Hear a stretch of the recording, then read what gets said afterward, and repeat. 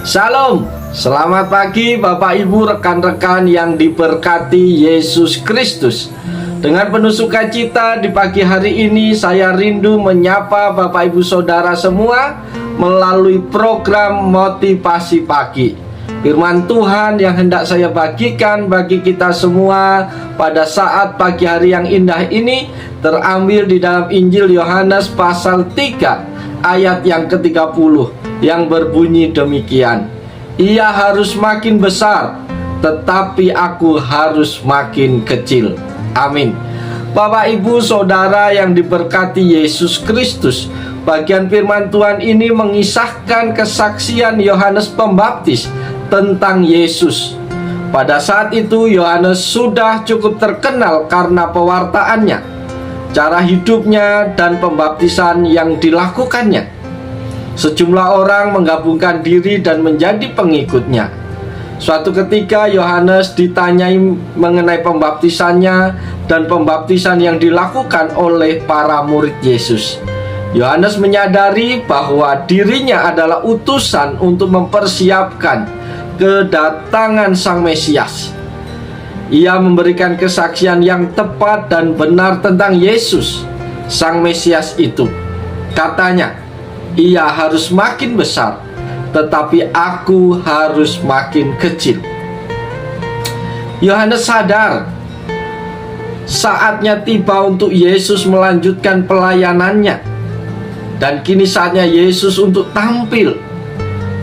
Yohanes sungguh menunjukkan kerendahan hatinya, sekalipun sesungguhnya ia adalah seorang nabi terbesar dari para pendahulunya.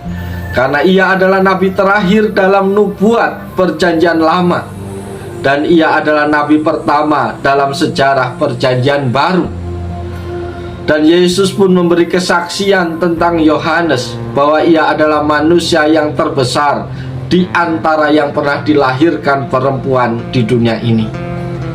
Pertanyaannya adalah, apa rahasia yang dimiliki Yohanes Pembaptis sehingga sukses dalam menjalankan tujuan utamanya, yaitu membuat Yesus semakin besar dan ia semakin kecil?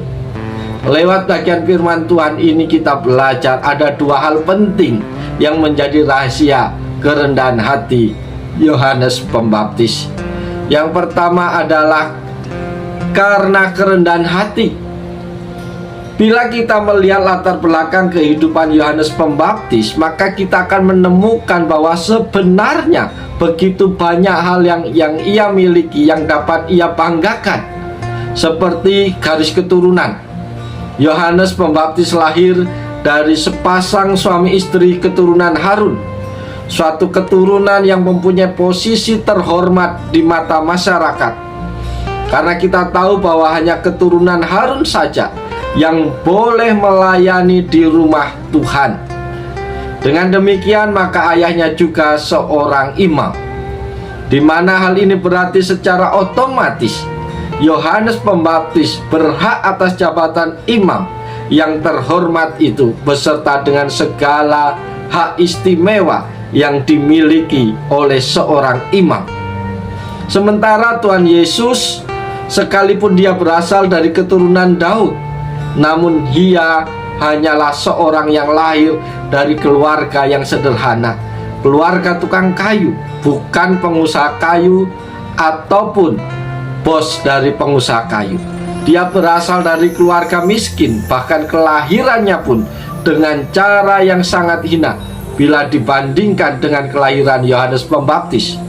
Walaupun Alkitab tidak menceritakan Yohanes Pembaptis lahir di mana, tetapi menurut saya yakin sebagai seorang anak imam, dia pasti lahir di tempat yang sangat layak.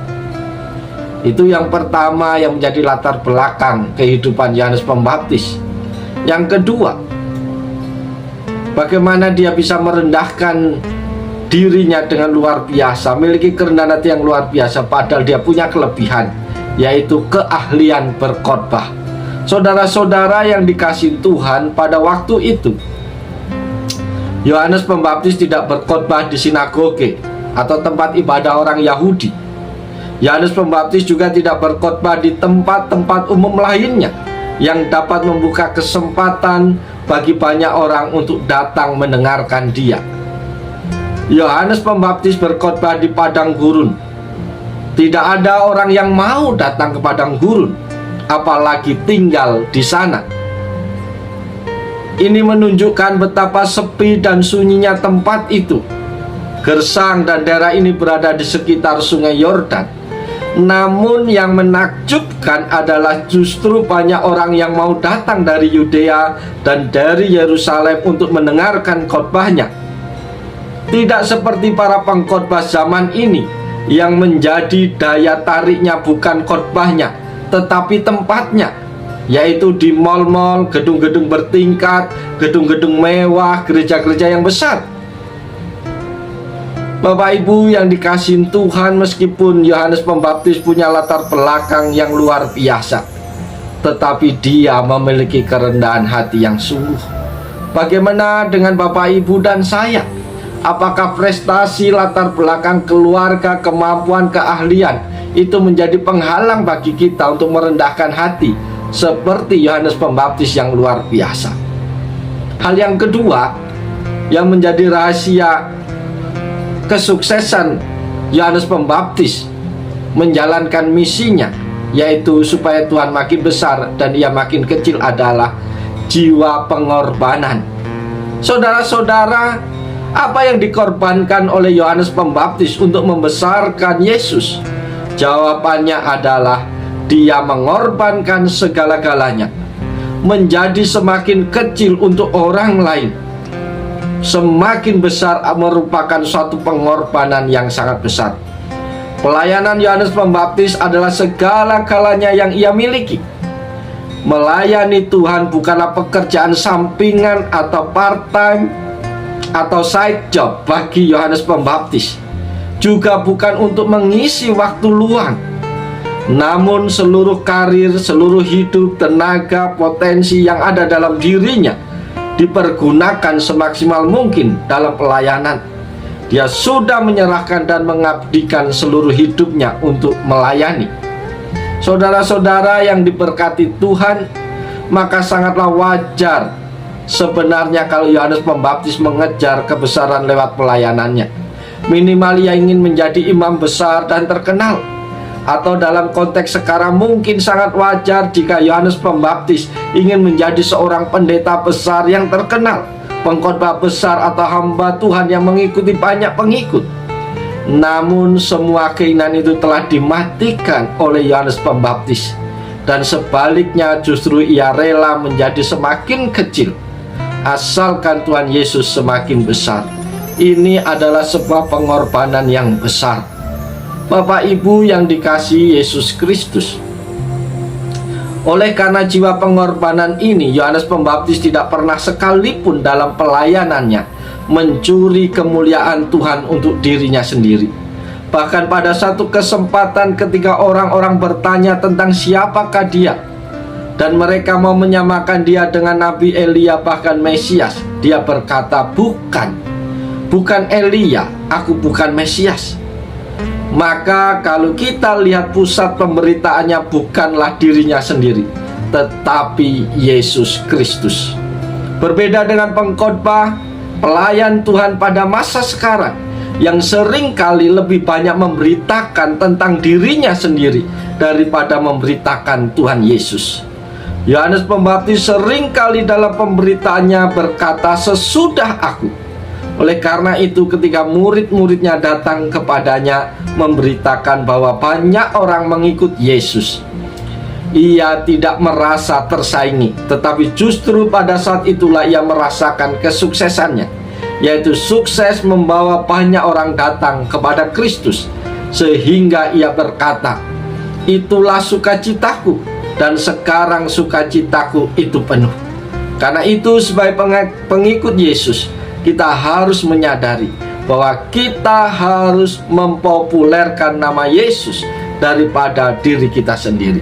Kita harus membesarkan nama Yesus daripada membesarkan nama sendiri. Kita harus membawa banyak orang menjadi pengikut Yesus dan bukan menjadi pengikut diri kita sendiri. Setiap hari seharusnya kita semakin banyak berbicara tentang Yesus, menyaksikan Yesus, menyaksikan kuasa Yesus, bukan menyaksikan diri sendiri, menceritakan kebaikan diri sendiri. Biarlah kita boleh meneladani Yohanes Pembaptis yang rela menjadi semakin kecil supaya Tuhan semakin besar. Oleh sebab itu Bapak Ibu Saudara dimanapun engkau berada, mari kita pun punya tugas yang sama. Dalam hidup ini kita dipanggil oleh Tuhan untuk mewartakan kabar baik, untuk menyampaikan berita sukacita bahwa Yesus lahir mati untuk menebus orang berdosa. Maka kita harus memperkenalkan Yesus di dalam setiap kehidupan kita. Dan jangan sibuk mencari kemuliaan sendiri, jangan sibuk menceritakan kebaikan sendiri.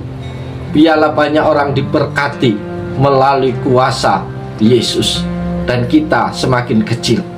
Bapak Ibu, firman Tuhan pada pagi hari ini telah sampai kepada kita. Mari kita respon dengan penuh sukacita. Kita terima dengan hati yang lemah lembut, supaya firman Tuhan tertanam dalam hidup kita dan menghasilkan buah-buah dalam perilaku kita tiap-tiap hari. Dan biarlah nama Tuhan yang dipuji, biarlah nama Tuhan yang masuk, biarlah nama Tuhan yang semakin besar. Dan kita harus rela menjadi semakin kecil, karena itulah tujuan kita dipanggil oleh Tuhan. Oleh sebab itu, selamat pagi, selamat bekerja, lakukanlah yang terbaik. Ingatlah Tuhan Yesus ada bersama dengan kita, menolong, memberkati, memimpin kehidupan kita sepanjang hari ini. Maka sepanjang hari ini, seluruh kehidupan kita akan dibuat Tuhan berhasil. Dan biarlah kita memuliakan namanya. Salam, selamat pagi, Tuhan Yesus memberkati kita semua. Amin.